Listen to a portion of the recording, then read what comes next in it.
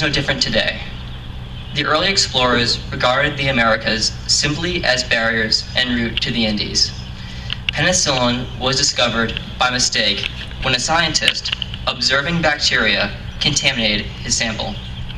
Human curiosity, and oftentimes error, has provided the world with that which has civilized it.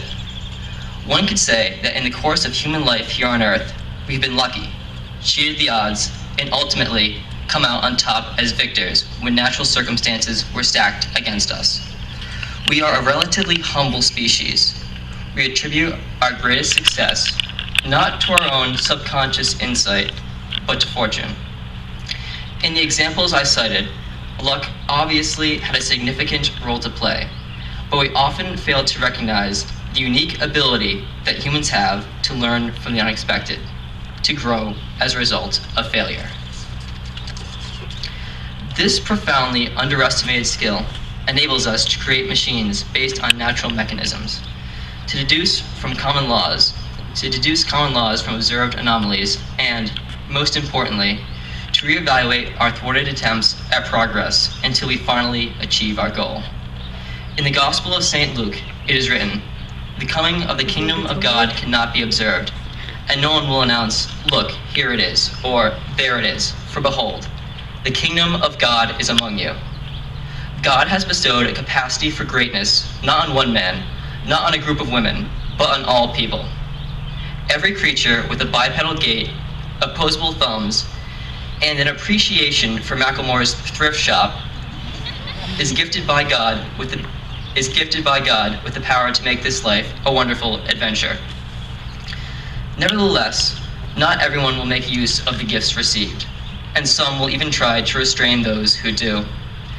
As British philosopher Bertrand Russell observed, tigers are more beautiful than sheep, but people generally prefer them behind bars.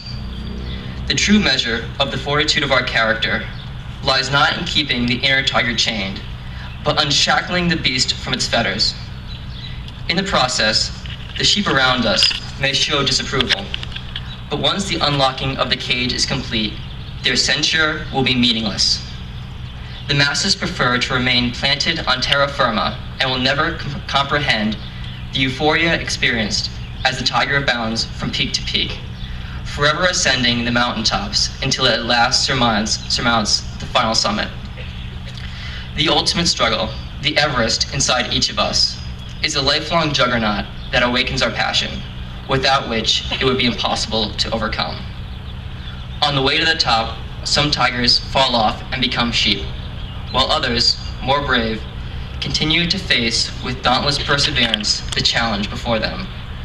Only they, those who believe in the power that God has given them, will be able, at last, to experience complete personal liberation.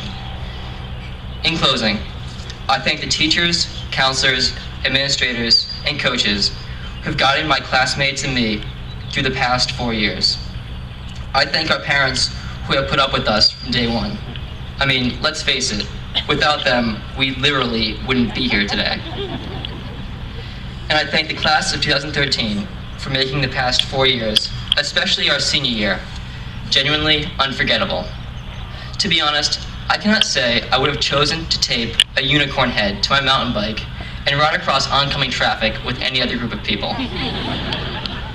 We share a collective memory that can neither be erased nor transferred to anyone else we meet. When we're 50, maybe one of us will hear a retro remix of Avicii's Levels and have a flashback to our homecoming skit and Olivia Richardson's expert critique of our dancing. Or perhaps we'll drive by Gillette on the way to work and remember that cold night when we smashed Linfield and Tommy Sharon dressed like an elf.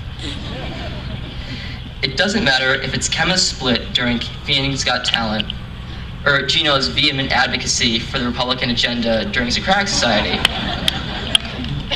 A memory from Pheon is bound to be recalled by one of us 32 years from now and will result in an impromptu phone conversation with an old high school friend. And so I wish all of you, my classmates in particular, my most sincere hope for the most brilliant of futures.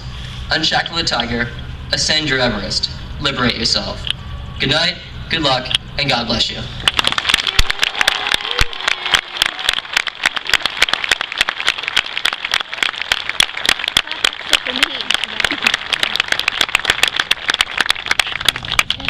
It is my privilege to present the superintendent's